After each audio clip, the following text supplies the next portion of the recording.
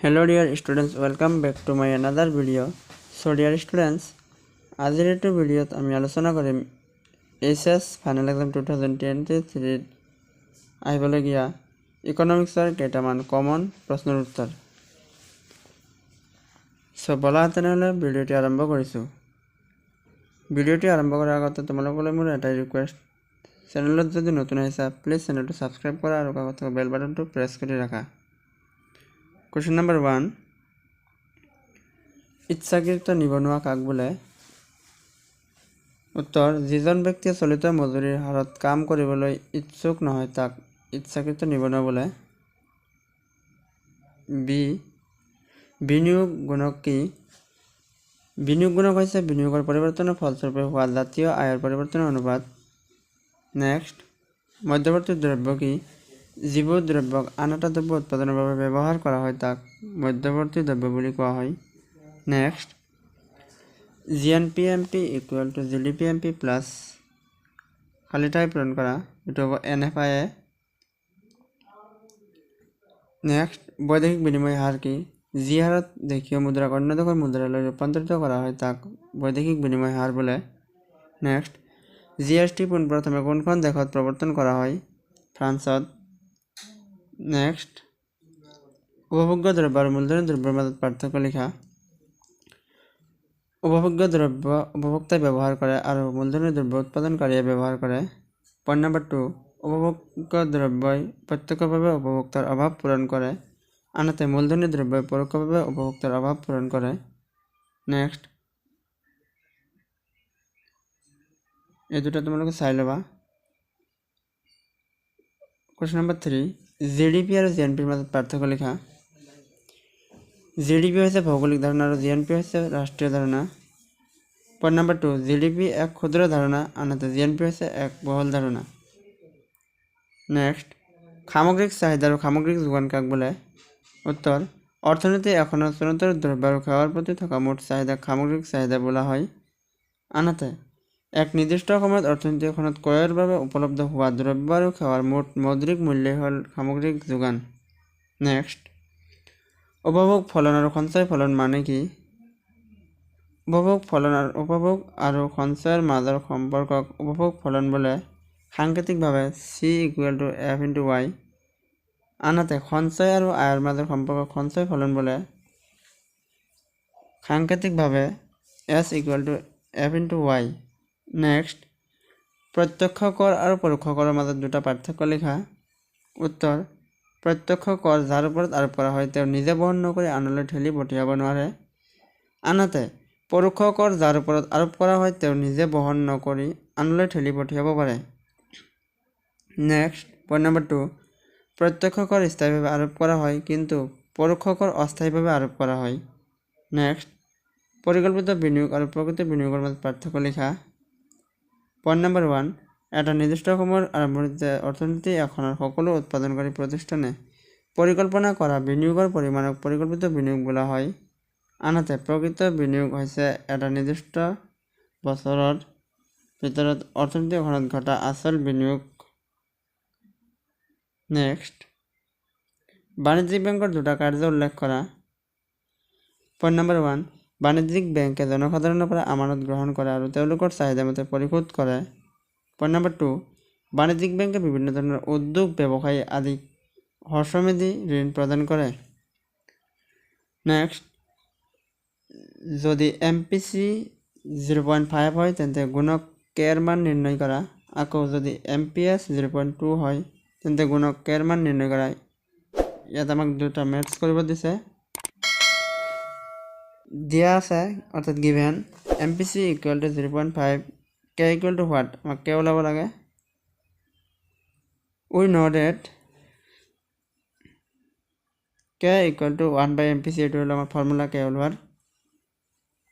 এতিয়া 1/1 minus MPC মান যিহেতু 0.5 বহাই দিয়া হৈছে, তাৰপিছত 1/1 মাইনাছ 0.5 মাইনাছ কৰিলে থাকিব আমাৰ 2।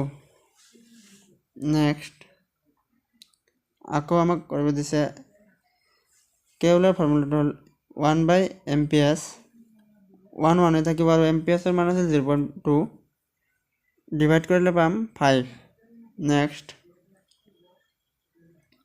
যদি 200 কোটি টাকাৰ নতুন বিনিয়োগ ডেল আই জাতীয় আই ডেল ওয়াই 1000 টাকালৈ বৃদ্ধি পায় তেন্তে গুণক কে আৰু এমপিচিৰ মান নিৰ্ণয় কৰা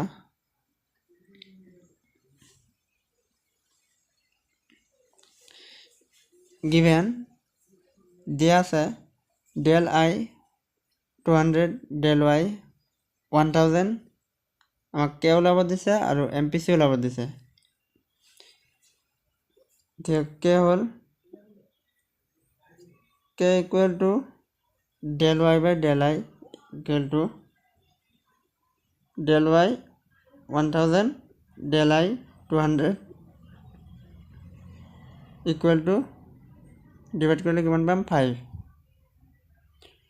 নেক্সট পইণ্ট নম্বৰ 2 অৰ্থাৎ মানে এমপিচি ওলাব লাগে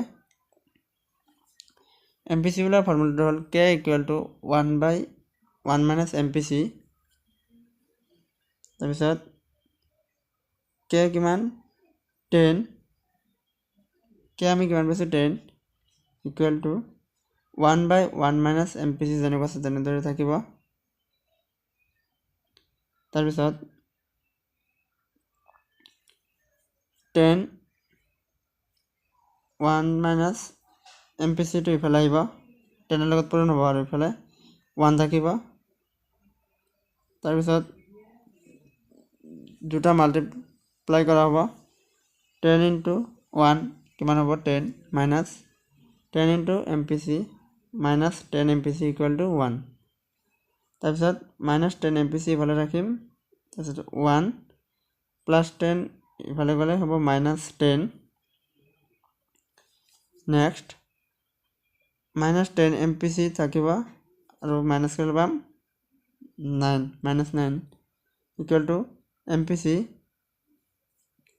10 9ক ডিভাইড কৰিলে পাম 0.90 so next এমপিচি আৰু এমপিএছৰ মাজৰ সম্পৰ্কটো লিখা উত্তৰ we know that y equal to c plus s এইটো এটা ফৰ্মুলা হয়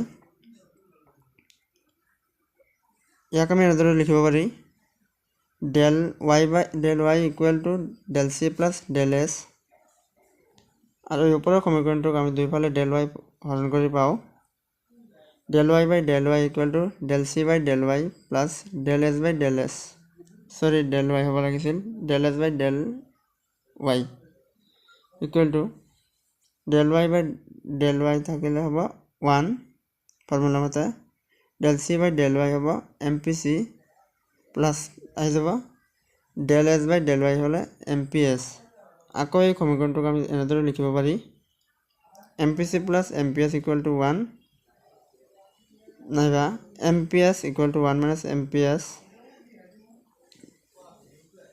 mpc হ'ব লাগিছিল mpc equal to 1 minus mps আৰু mps equal to 1 minus mpc next চাহিদা আমানত আৰু কাল আমানতৰ মাজত পাৰ্থক্য লিখা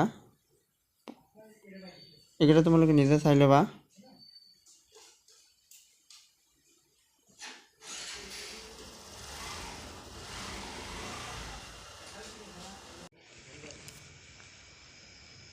এতিয়া তোমালোকে চাই ল'বা এই গোটেইখিনি question number 13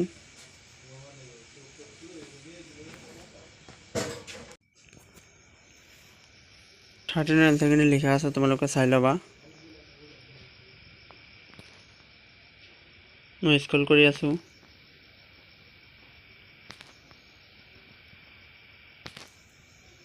question number 14 GDP কিয়ত এখন দেশৰ কল্যাণৰ সূচক বুলি ধৰিব নোৱাৰি কাৰণসমূহ আলোচনা কৰা এইটো মোষ্ট ইম্পৰ্টেণ্ট কোৱেশ্যন হয়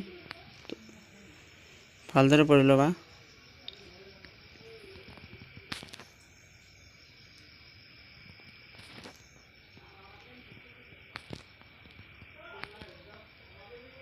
এই কোৱেশ্যনখন বহুকেইটা প্ৰিভিয়াছ ইয়াৰৰ কোৱেশ্যনৰ পৰা প্ৰস্তুত কৰা হৈছে গতিকে মোষ্ট ইম্পৰ্টেণ্ট হয় গোটেইকেইটা কোৱেশ্যন কমন বুলিও ক'ব পাৰি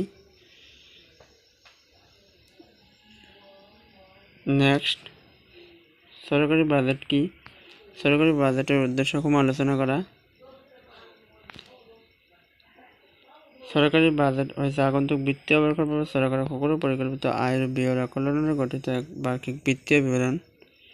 ইয়াৰ উদ্দেশ্যসমূহ হ'ল সম্পদৰ সুষম বণ্টন। ব্যক্তিগত খণ্ডই সকলো উৎপাদন ক্ষেত্ৰতে বিনিয়োগ কৰিব নিবিচাৰে, কাৰণ বিনিয়োগৰ পৰিমাণ বেছি হ'লে লাভৰ পৰিমাণ কম হয়। পইণ্ট নম্বৰ 2, বিতৰণমূলক উদ্দেশ্য ব্যাখ্যা কৰাখিনি চাই ল'বা। পইণ্ট নম্বৰ 3, দৰিদ্ৰতা আৰু নিবনুৱা সমস্যা হ্ৰাস। পইণ্ট নম্বৰ 4, অৰ্থনৈতিক স্থিৰতামূলক কাৰ্যসূচী। আৰু পইণ্ট নম্বৰ 5, ৰাজহুৱা খণ্ডৰ পৰিচালনা। ডিয়াৰ ষ্টুডেণ্টছ, এইখিনি আছিল ইকনমিক্সৰ পাৰ্ট এৰ কমন প্ৰশ্ন উত্তৰ। আশা কৰোঁ ভালদৰে বুজি পাইছা। Thank U.